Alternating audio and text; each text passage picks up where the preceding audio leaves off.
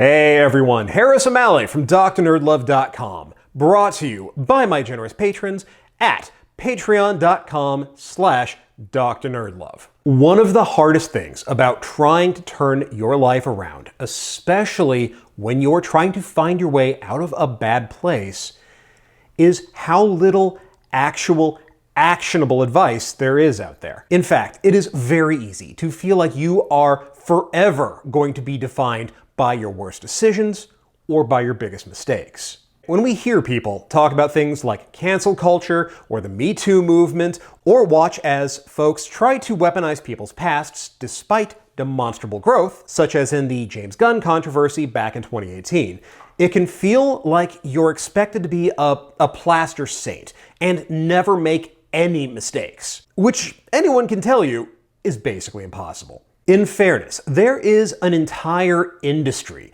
dedicated to wallowing in that misery of, oh, I'm such an awful person, especially when that same fear can be not just weaponized as a form of radicalization, but turned into profit for others who want to exploit it, relying on those mistakes or the fear of being judged for them to leave people feeling more and more trapped and isolated until their soul starts to curdle, and then people can direct that anger and frustration and pain in directions and at targets of their choosing. And just as importantly, the folks who are most invested in making it feel like there is no way out are the ones who benefit from that misery. After all, if you believe that you are forever tainted by association with this group or those actions, then it is much easier to keep you in that community, whether it is the alt-right, men's rights advocates, the red pill community, the incel community, or many, many others. After all, why try to apologize or to seek redemption? They'll never believe you. It'll never be enough. You should stay here with us, the only ones who understand you and how unfair it all is. At the same time, we all love a redemption story. In fact, the idea of a redemption story is incredibly fertile ground for a lot of pop culture. The redemption of Darth Vader and Kylo Ren are prime examples of this. But then again, those carry the message that redemption is a one-time action, one thing that ultimately makes up for everything that you've done before, and it usually involves having to die in the process. Which you have to admit is going to be as much of a disincentive as the feeling that it's impossible to be redeemed in the first place. But as it turns out, pop culture also presents one of the best examples of how to find redemption and make amends for past sins.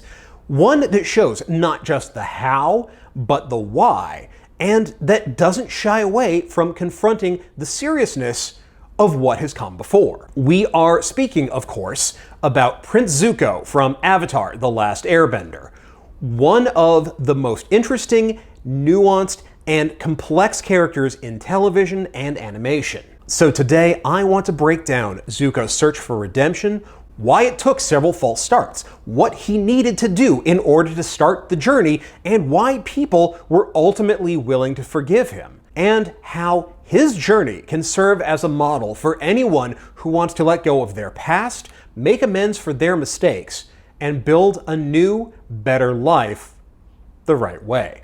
But to do that, we need to start at the beginning with how Zuko ends up needing to be redeemed in the first place. While it is very easy to demonize people who've done wrong and assume that they're just monsters, the truth is that we are all the end product of more influences than we can possibly account for, whether that is our upbringing, cultural influences, our formative relationships, especially with family and caregivers, and with trauma. People almost never start out as bastards and fiends. Even monsters tend to have an origin.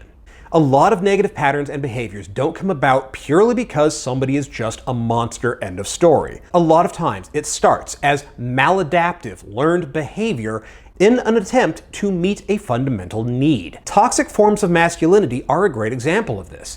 The idea that acting in a certain way, ways that are harmful to the individual performing those actions or to society as a whole, will be rewarded with respect, approval, community, status, or sex is central to why those toxic ideals can still be so prevalent. Recognizing and understanding what leads us to the actions, choices, or behaviors that we regret and want to make amends for is a crucial part of growing and moving forward. Case in point, we have the dual example of Zuko and his sister Azula. One of the most important things to recognize about them, and Zuko in particular, is that they're the survivors of trauma and abuse. Zuko especially has suffered profound abuse, literally at the hands of his father, Fire Lord Ozai, and at the hands of his sister. And let's be clear, Azula is as much a victim of abuse as Zuko is. While it is very easy to write her off as just a sociopath, much of her behavior mirrors the abuse and sense of abandonment that she endured, especially early in life. In fact, both Zuko and Azula's behavior throughout the series is an example of a classic response to the trauma inflicted by their father. Zuko and Azula both display what is known as the fawn response, a maladaptive method of trying to find safety by seeking to please others or to mirror others' expectations and desires. Azula and Zuko both want to please their father, not just to avoid abuse, but also to simply survive. Zuko in particular was singled out by Ozai for horrific mistreatment. In the sequel graphic novel The Search, we learned that not only did Ozai nearly have Zuko killed as a child, but that his abuse of Zuko is a way of punishing and abusing Zuko's mother for her supposed crimes against him. That's part of why the difference between Zuko and Azula's fawn response is so telling. Zuko is trying to earn his father's love and approval by proving his value, trying to show that he's as good a soldier and a leader, as good as Azula is. Azula, on the other hand, mirrors Ozai's cruelty and ruthlessness, which is what the Fire Lord actually values, and thus is his favorite. This unmet need, this desire to earn his father's approval and love is why, even after being horrifically maimed and assigned a literally impossible task, Zuko is obsessed with restoring his honor. His honor is how he interprets the need that he can't actually fulfill, the desire to win the love and approval of his father and sister. That unmet need and his desperation to fulfill it is what drives him to greater and greater extremes. It's also what makes him so vulnerable to manipulation by Azula. By dangling the prospect of the reward of approval and family, she is able to twist Zuko into doing whatever it is she wants, no matter how much it goes against what he feels is right. Even as he has a moment of vulnerability and honesty with Katara in the Crystal Catacombs, he hasn't fully come to terms with his relationship with Azula or Ozai. Aang still represents his failure and the possibility of finally receiving his father's love. This is what gives Azula the ability to play to his trauma and convince him to help her overthrow Ba Sing Se. It's not too late for you, Zuko. You can still redeem yourself. The kind of redemption she offers is not for you. Why don't you let him decide, Uncle? I need you, Zuko. I've plotted every move of this day, this glorious day in Fire Nation history, and the only way we win is together. At the end of this day, you will have your honor back. You will have Father's love. You will have everything you want. That in its own way mirrors why it is so easy for people to get sucked into communities like, say, the incel community or the alt-right. We all want to find our people, our community that understands us. People who are lost, lonely, or isolated, or who have those profoundly unmet needs are frequently vulnerable to folks who will use those desires against them. That sense of, oh, we understand you, we accept you when no one else will, is incredibly powerful. Finding that community of like-minded people can feel exactly like what folks with these unmet needs have been looking for all this time. But those communities also provide incentive to conform in order to fit in, and especially to not question the group. And they also serve as reinforcement of those same negative beliefs and fears, which makes it that much harder to grow and that much harder to leave. The incel community is a prime example of this. The idea that normies hate them no matter what, that the world would just reject them, and that there is no possibility for change or improvement is part of the central dogma. It leaves people feeling trapped and without hope. That sense of helplessness and despair turns to rage and hate very, very easily. There's also very frequently a great sense of shame and guilt involved, especially for the things that people may have done, either as part of the community or on their own. Those feelings can be incredibly hard to confront. It is much easier to retreat to the idea that either you did nothing wrong or that other people drove you to it, rather than to take responsibility for your actions and for your choices. This is why so many people will often diminish the harm that they have done to others, or double down on why they weren't wrong when confronted, rather than try to make amends. Accepting responsibility can be terrifying, and some people would rather never have to face the painful feelings of guilt or embarrassment that often come with it. After the fall of Ba Sing Se, Zuko is left in a very similar trap. He seems to have the community and family he's always wanted. However, he is deeply conflicted by his choices and by his actions. He can't repress the awareness that everything that he now has, a better relationship with his father and his sister, a girlfriend, his restored honor, even his status as a hero of the Fire Nation, isn't just predicated on a lie, but on the betrayal of his own sense of honor and of right and wrong. For so long I thought that if my dad accepted me, I'd be happy. I'm back home now. My dad talks to me. He even thinks I'm a hero. Everything should be perfect, right? I should be happy now. But I'm not. I'm angrier than ever and I don't know why. And to make matters worse, not only does he know at some level that he still doesn't truly have the love or approval of his father or his sister, his actions could well lead to the genocide of the Earth Nation. Now, Zuko is stuck in a bind. On the one hand, he knows he can't truly have what he thinks he wants, just the illusion of it. But on the other hand, acting against Ozai and Azula and the Fire Nation as a whole will not only leave him branded as a traitor, but also leave him with nowhere to go. After all, why should Aang, Katara, Sokka, and Toph ever expect the person who not only tried to kill them, but also betrayed their trust at a time when it seemed like he was ready to turn over a new leaf? In this moment, Zuko's dilemma is an example of the choice that many people who want to make amends for their past mistakes have to make. They need to recognize that in order to start making things right, they first have to break the patterns that led them there. That can be terrifying for a lot of people because that means facing a lot of hard truths. And the first truth is recognizing that the way that they've been trying to meet their needs has failed and only hurt others. Zuko has to realize that he can't wait for the people who hurt him, Ozai and Azula, to give him what he needs to be whole. He needs to find that for himself. Others are torn between their need to be right or justified in their beliefs and actions and the desire to be happy or to find peace. But in order to actually achieve the growth they need and to be able to make amends, people who want to seek redemption need to face a second truth, that they have to make a break with the past. You can't keep your feet in both worlds. You have to change both yourself and your environment. In the case of Zuko, this means choosing to leave the Fire Nation, his girlfriend, and his dreams of acceptance by his family.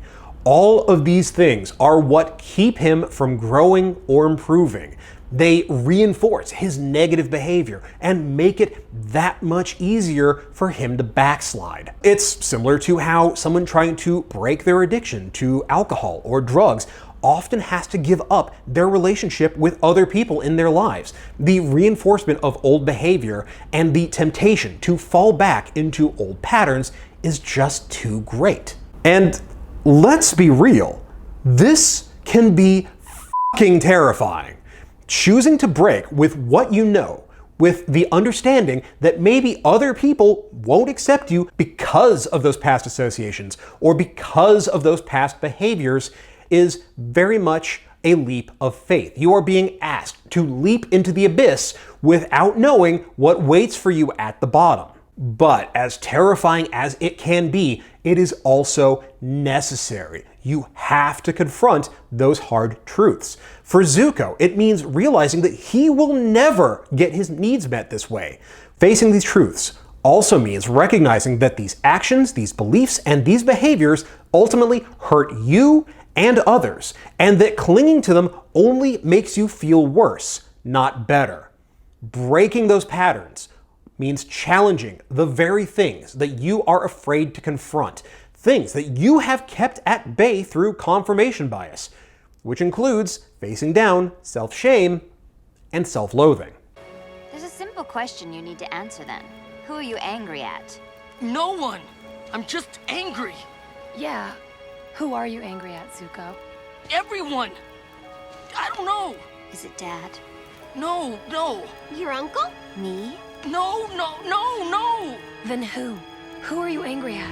Answer the question, Zuko. Talk to us. Come on, answer the question. Come on, answer it. I'm angry at myself.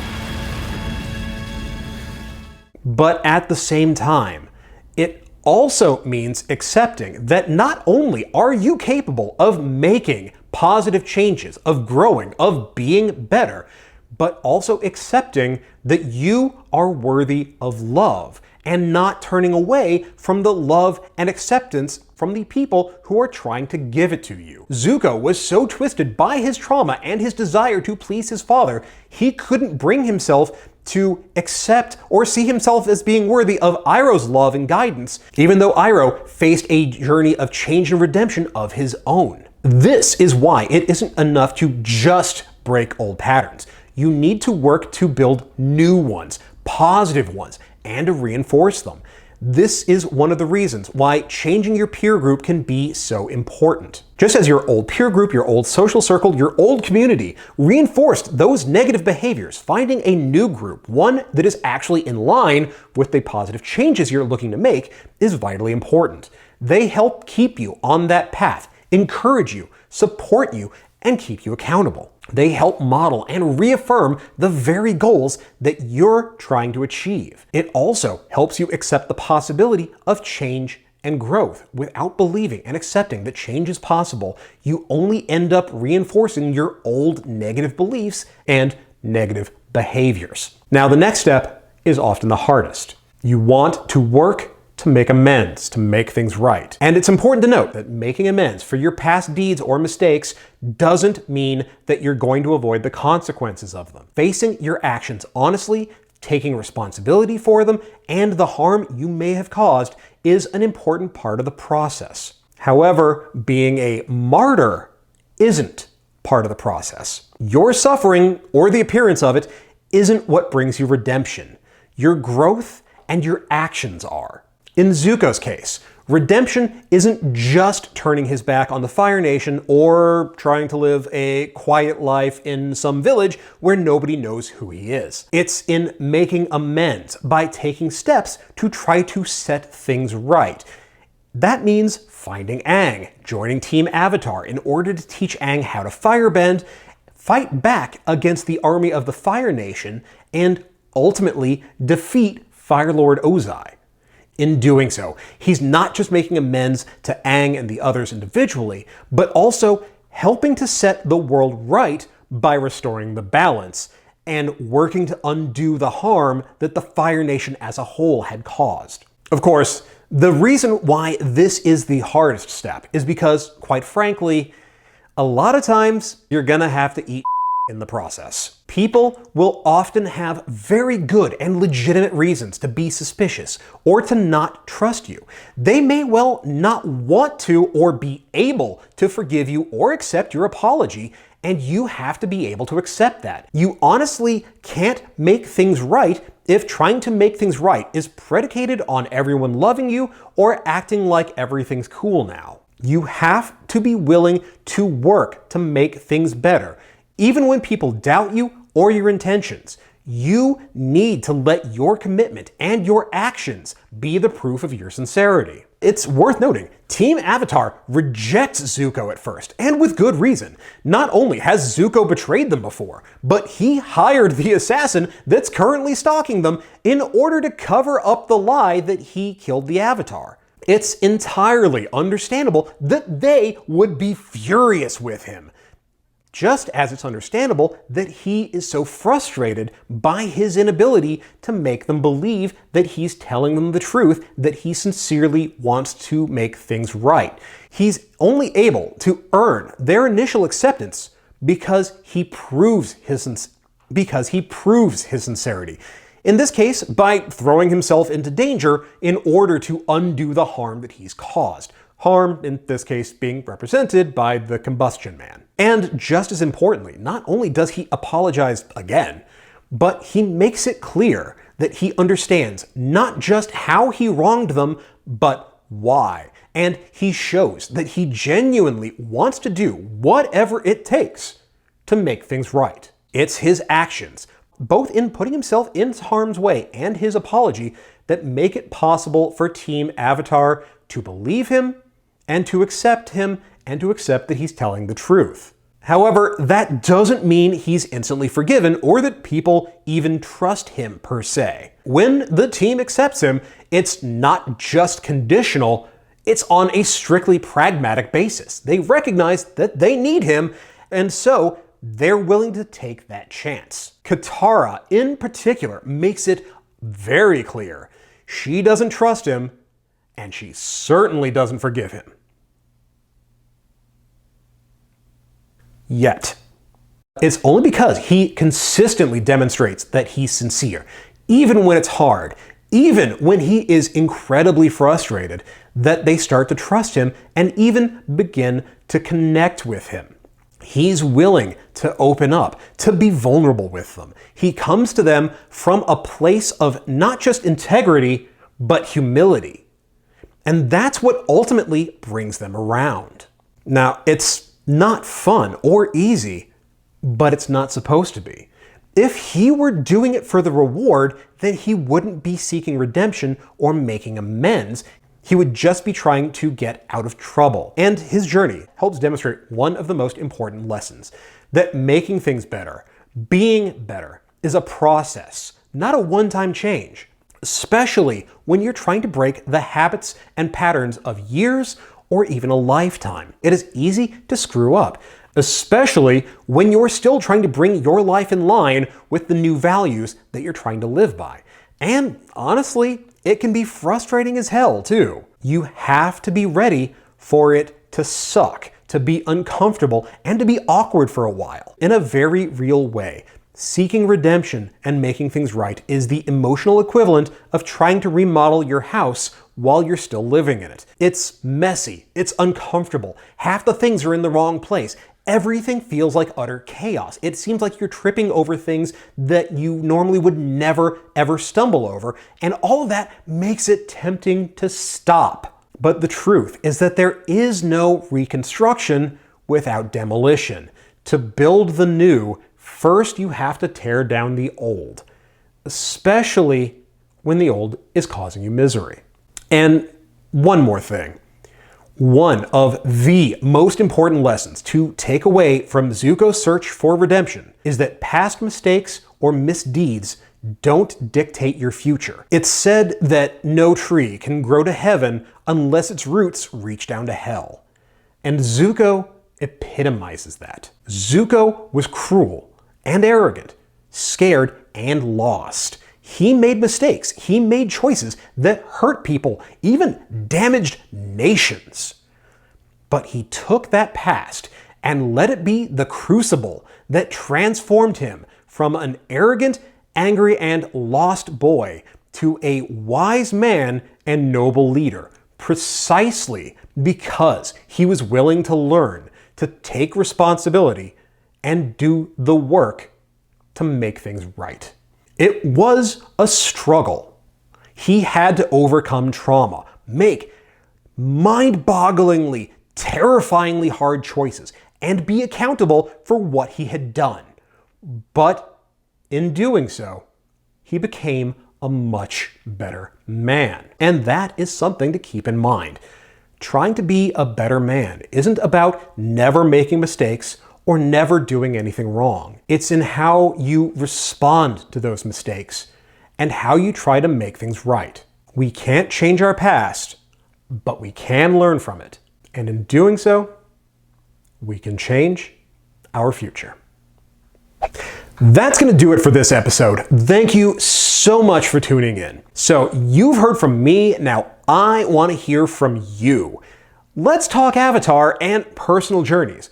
What sort of lessons have you learned, whether from Aang, Iroh, Katara, Korra, or even Sokka for that matter? Share your story in the comments below.